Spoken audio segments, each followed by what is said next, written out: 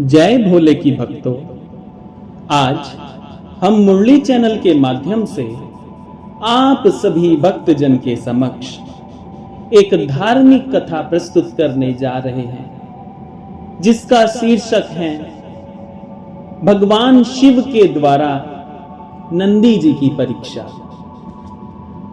आइए भक्तों, इस कथा को शुरू करते हैं।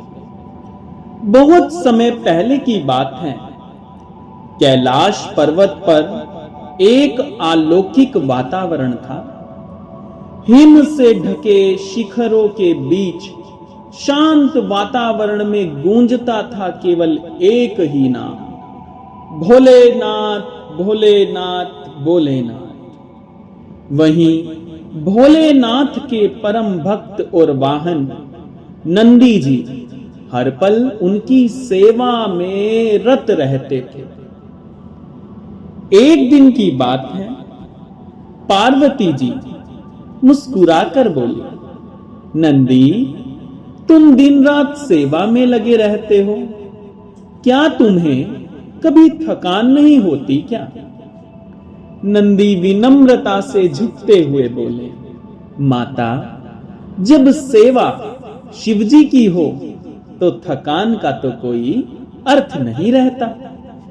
शिवजी गंभीर स्वर में बोले, नंदी, सेवा तभी सच्ची मानी जाती है जब वह परीक्षा की अग्नि में खरी उतरे। नंदी, क्या तुम इसके लिए तैयार हो? नंदी हाथ जोड़कर, प्रभु, आपकी आज्ञा मेरे लिए परम आदेश है। मैं हर परीक्षा को प्रसाद समझकर स्वीकार करूंगा। अब क्या?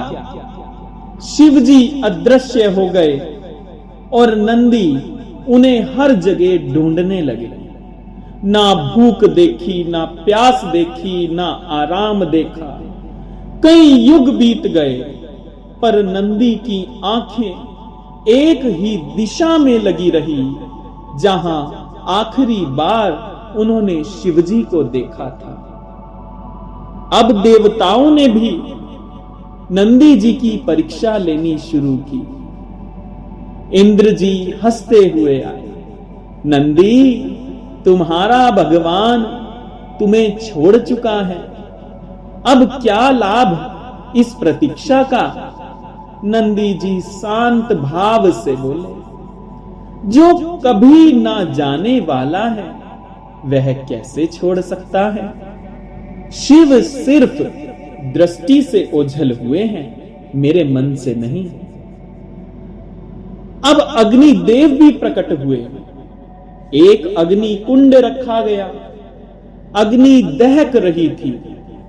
अग्निदेव बोले, नंदी, यदि तुम्हारी भक्ति सच्ची है तो इस अग्नि में प्रवेश करो। भोलेनाथ वहीं तुम्हारी प्रतीक्षा कर रहे हैं। भीतर भय और विश्वास का संघर्ष लिए पर नंदी जी निडरता से अग्नि में कूद जाते हैं। शिव प्रकट हो जाते हैं, नंदी, तुमने मेरी सेवा को केवल कर्म नहीं, आत्मा से निभाया। तुम्हारी भक्ति सच्ची है। आज से तुम न केवल मेरे वाहन बल्कि मेरे मुख्य गण हो। पार्वती जी भी बोलती हैं, और तुम उन सभी भक्तों के लिए आदर्श बनोगे नंदी, जिनके मन में अडिग श्रद्धा है। नंदी जी सिर झुकाते हैं। आकाश से पुष्पों की वर्षा होने लगती है। उस दिन से नंदी जी केवल वाहन नहीं रहे, वो बन जाते हैं शिव भक्ति के प्रतीक। उनकी मूर्तियां आज भी हर शिव मंदिर के द्वार पर होती हैं, क्योंकि शिव तक पहुंचने के लिए पहले नंदी जी से अनुमति मांगनी पड़ती है। बोलो शंकर भगवान की जय।